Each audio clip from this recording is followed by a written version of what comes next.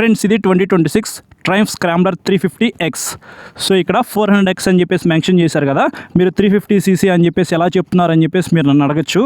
ఇక్కడ ఇంజిన్ చూస్తున్నారు కదా, TR సిరీస్ అని చెప్పేసి ఉంది. ఇలా ఉంటే 350cc అని చెప్పేసి మీరు గుర్తుపట్టాలి. ఇంతకుముందు అయితే మాత్రం మనకి TR సిరీస్ 400 అని చెప్పేసి ఉండేది. సో ఇప్పుడు సీసీ అయితే తగ్గింది కదా, 50cc. ఎగ్జాక్ట్గా మీకు 349cc 4 valves liquid cooled DOS engine, మీకు 3 PS పవర్ అయితే తగ్గింది, 37 PS పవర్, 5.5 Nm టార్క్ అయితే తగ్గింది, 32 Nm టార్క్తో ఇప్పుడు ఈ ఇంజిన్ అయితే లభిస్తూ ఉంది. పెర్ఫార్మెన్స్ ఎలా ఉంది ఏంటి అనేది నేను తర్వాత రైడ్ చేస్తాను, అప్పుడు మీకు చూపిస్తాను. ఇంకా ఇక్కడ మీకు ఎగ్జాస్ట్ అయితే చూడొచ్చు, డబుల్ బ్యారెల్ ఎగ్జాస్ట్ అయితే ఇచ్చారు. ఎగ్జాస్ట్ సౌండ్ అయితే చాలా బాగుంది. 6 speed manual transmission, assistant slipper clutch అయితే ఇచ్చారు. అలాగే మీకు ఫ్రంట్స్ అయినా బ్యాక్స్ అయినా డిస్క్ బ్రేక్లు అయితే ఉన్నాయి. ఫ్రంట్స్ అయినా మీకు పెద్ద డిస్క్ బ్రేక్ 300 mm ABS అయితే ఉంది, బైబ్రెంబో క్యాలిపర్స్ అయితే ఉన్నాయి. అలాగే బ్యాక్స్ అయినా 230 mm డిస్క్ బ్రేక్ ఉంది, సింగిల్ పిస్టన్ బైబ్రెంబో క్యాలిపర్ అనమాట, ABS కూడా ఉంది. మంచి స్వింగ్ ఆర్మ్ అయితే ఇచ్చారు. సో ఈ స్వింగ్ ఆర్మ్ కూడా చాలా బాగుంది. ఇంకా మీకు ఫ్రంట్స్ అయినా 19 ఇంచ్ LI వీలు, బ్యాక్స్ అయినా 17 ఇంచ్ LI వీల్ అనమాట. సో కొద్దిగా వైడ్ టైర్ అయితే ఇచ్చారు, బ్లాక్ ప్యాటర్న్ టైర్స్ అనమాట. సస్పెన్షన్ విషయానికి వస్తే 43 mm up side down gold colour suspension అయితే ఇచ్చారు. బ్యాక్స్ అయినా మీకు హాఫ్ సెట్ అడ్జస్టబుల్ మోనోషాక్ అనమాట. సస్పెన్షన్ పెర్ఫార్మెన్స్, బ్రేక్స్ పెర్ఫార్మెన్స్ అయితే చాలా బాగుంది. ఇప్పటిదాకా నేను ఈ వెహికల్ రైడ్ చేస్తూనే ఉన్నాను. మీకు 13 లీటర్స్ మెటల్ ఫ్యూయల్ ట్యాంక్ అయితే ఇచ్చారు. ఫ్యూయల్ ట్యాంక్ పరంగా ఎటువంటి మార్పులు అయితే లేవు. ఇక్కడ మీకు ట్యాంక్ ప్యాడ్ కూడా ఇచ్చారు, E20 పెట్రోల్కి సపోర్ట్ చేసిద్ది. స్ప్లిట్ సీట్ అయితే ఇచ్చారు. సీట్ కంఫర్ట్ అయితే చాలా బాగుంది. బ్యాక్ సైడ్ పిలియన్ సీట్ అయితే కొద్దిగా చిన్నగా ఉంది. పిలియన్ రైడర్తో లోకల్ వరకు మేనేజ్ చేసుకొని లాంగ్ వెళ్ళడానికి అయితే అంత కంఫర్ట్ అయితే ఏమీ ఉండదు. అలాగే మీకు మొత్తం LED లైట్స్ అయితే ఇచ్చారనమాట. డిజైన్ పరంగా ఎటువంటి మార్పులు అయితే లేవు. ఇక్కడ మీకు Type-C ఛార్జింగ్ సాకెట్ అయితే ఇచ్చారు, మీ ఫోన్కి ఛార్జింగ్ పెట్టుకోవచ్చు. హజార్ లైట్స్ కూడా ఉన్నాయి. ప్రైస్ కట్ చేయడానికి ఈ వెహికల్ ఇమ్మొబిలైజర్ అయితే రిమూవ్ చేశారు. ఎలాగంటే digital console, day to day లైఫ్లో మీకు ఏవైతే ఫీచర్స్ కావాలో అవన్నీ ఈ కన్సోల్లో ఉంటాయి. కన్సోల్ కొద్దిగా అప్డేట్ చేస్తే బాగుండు అనిపించింది నాకు. కన్సోల్ అయితే అప్డేట్ చేయలేదు. లో ఫ్యూల్ వార్నింగ్, లో ఇంజిన్ ఆయిల్ వార్నింగ్ అయితే ఉంది. ట్రాక్షన్ కంట్రోల్ ఆన్ చేసుకోవచ్చు, ఆఫ్ చేసుకోవచ్చు. అలాగే మీకు హై బీమ్ ఇండికేటర్ అయితే ఉంది, ఇక్కడ చూస్తున్నారు కదా. ఇక్కడ మీకు మాల్ ఫంక్షన్ లైట్ అయితే ఉంది, గేర్ ఇండికేటర్ అయితే ఉంది, టైం అయితే ఉంది, ఓడ్ అండ్ ట్రిప్ మీటర్స్ అయితే ఉన్నాయి, స్పీడోమీటర్ ఎనలాగ్లో లభిస్తూ ఉంది. Wide handle bar, handle comfort బాగుంది. హజార్ లైట్ స్విచ్ అయితే ఇచ్చారు.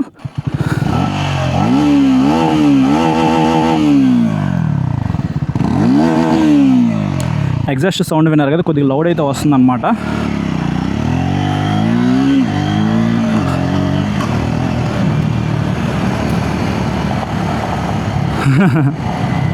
పెర్ఫార్మెన్స్లో మీరు ఎక్కువ డిఫరెన్సెస్ అయితే నోటీస్ చేయరు. ఆఫ్ రోడ్లో, బై రోడ్లో అయితే మీకు చాలా డిఫరెన్సెస్ అయితే ఉందన్నమాట. సో ఆఫ్ రోడ్లో మీరు ఎక్కువ స్పీడ్ అయితే వెళ్ళరు కాబట్టి ఈ 32 Nm టార్క్ అయితే సరిపోయిద్ది. సో మీరు ఆఫ్ రోడింగ్ ఎక్స్పీరియన్స్ అయితే బాగా ఎంజాయ్ చేస్తారు. కానీ మీకు బై రోడ్లో అయితే పెర్ఫార్మెన్స్ సరిపోదు. టాప్ స్పీడ్ కూడా నేను వెళ్ళాను, 140 కన్నా ఎక్కువ స్పీడ్ అయితే వెళ్ళట్లేదు అనమాట. దానికి సంబంధించిన వీడియో కూడా మీకు డిస్ప్లే చేస్తున్నాను, చూడొచ్చు. కుదిరితే ఇంకోసారి టాప్ స్పీడ్ వెళ్ళడానికి ట్రై చేస్తాను. ఫ్రంట్స్ అయినా 19 ఇంచ్ LI వీల్ అయితే ఉంది కాబట్టి మీ ఇష్టం, మీరు ఎలా కావాలంటే అలా ఈ వెహికల్ రైడ్ చేసుకోవచ్చు. పెద్ద ఆఫ్ రోడ్ అయితే ఏమీ కాదు, జస్ట్ ఇక్కడ షూట్ లొకేషన్లో ఉన్న ఆఫ్ రోడ్లోనే నేను రైడ్ చేస్తున్నాను. బాగుంది. సస్పెన్షన్ ట్రావెల్ అయితే కొద్దిగా ఎక్కువ ఉండిద్ది అనమాట, స్పీడ్ 350తో కంపేర్ చేసుకుంటే. గేర్లు వేసేటప్పుడు కానీ తీసేటప్పుడు కానీ ప్రాబ్లం అయితే ఏం లేదు. ట్రాన్స్మిషన్ కూడా స్మూత్గానే ఉంది. బ్రేక్స్ అయితే సూపర్ అనమాట. బ్రేక్స్ చాలా బాగా పెర్ఫామ్ చేస్తున్నాయి. సస్పెన్షన్ కూడా బాగుంది, ఇందాక చెప్పాను కదా కొద్దిగా లాంగ్ ట్రావెల్ సస్పెన్షన్ అని చెప్పేసి. ఇప్పుడు ఒకసారి టాప్ స్పీడ్ చెక్ చేద్దాం. ఓకే, 45 ఫస్ట్ గేర్లో, సెకండ్ గేర్లో 80, 100 క్రాస్ అయిపోయింది.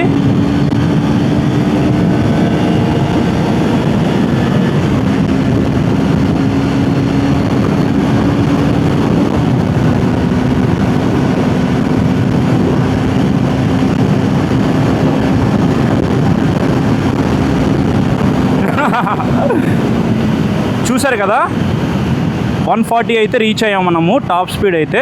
సో మీకు పవర్ అండర్కి అయితే తగ్గింది కాబట్టి పాత వెహికల్లో 150 ఈజీగా క్రాస్ అయ్యేది. ఇప్పుడు మనకి 140, 145 వెళ్తుంది అంతే, అంతకుమించి మీకు ఎక్కువ స్పీడ్ అయితే వెళ్ళట్లేదు. ఇక్కడ మీకు పెద్ద స్పీడ్ బ్రేకర్ అయితే ఉంది. ఓకే, గ్రౌండ్ క్లియరెన్స్ అయితే కొద్దిగా ఎక్కువ ఉంది కాబట్టి మీకు అంత తొందరగా కింద అయితే ఏమీ తగలదు. వైబ్రేషన్స్ ఉన్నాయా లేదా అనే దాని గురించి మాట్లాడుకున్నట్లయితే లైట్గా వైబ్రేషన్స్ అయితే ఉన్నాయి.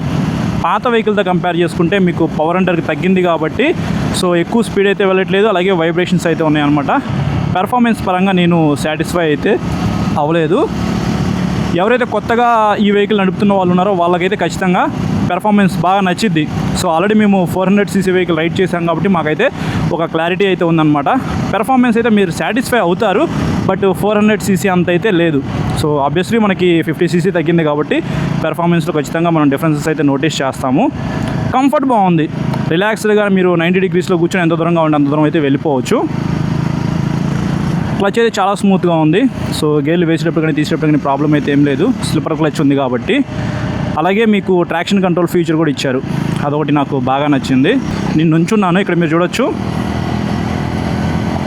సో సూపర్ అన్నమాట. నా హైట్ అయితే 5'8". సో హ్యాండిల్ అయితే కొద్దిగా హైట్ ఉంది, కొద్దిగా అప్ సైడ్కి అయితే ఉంది.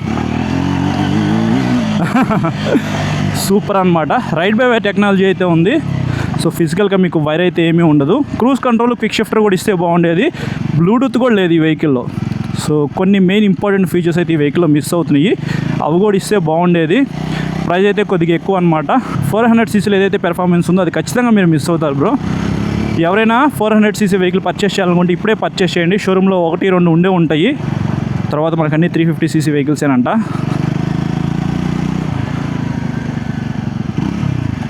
ఎగ్జాస్ట్ సౌండ్ అయితే కొద్దిగా లౌడ్ వస్తూ ఉంది.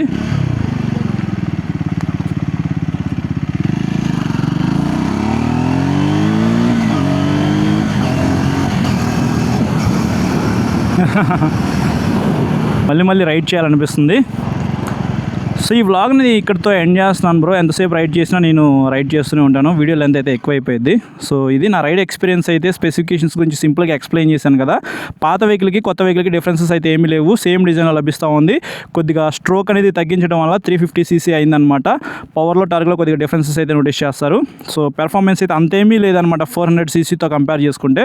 కానీ కొత్తగా నడిపే వాళ్ళకి మాత్రం మంచి పెర్ఫార్మెన్స్ అయితే అనిపించింది.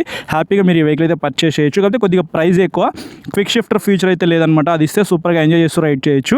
అలాగే బ్లూటూత్ నావిగేషన్, క్రూజ్ కంట్రోల్ కూడా ఇస్తే బాగుండేది. ఈ ఫీచర్స్ అన్ని కూడా నెక్స్ట్ ఇయర్లో ఏమైనా అప్డేట్ చేస్తారేమో చూడాలి. సో ఇది నా రైడ్ ఎక్స్పీరియన్స్. అయితే నచ్చితే లైక్ చేసి మీ ఫ్రెండ్స్ అందరికీ షేర్ చేయండి. అలాగే మన ఛానల్కి సబ్స్క్రైబ్ చేయకుండా చూసినట్లయితే సబ్స్క్రైబ్ చేసుకుని పక్కన బెల్ ఐకాన్ అయితే క్లిక్ చేసి పెట్టుకోండి. నేను వీడియో పెట్టిన వెంటనే మీకు నోటిఫికేషన్ వస్తుంది. Thank you.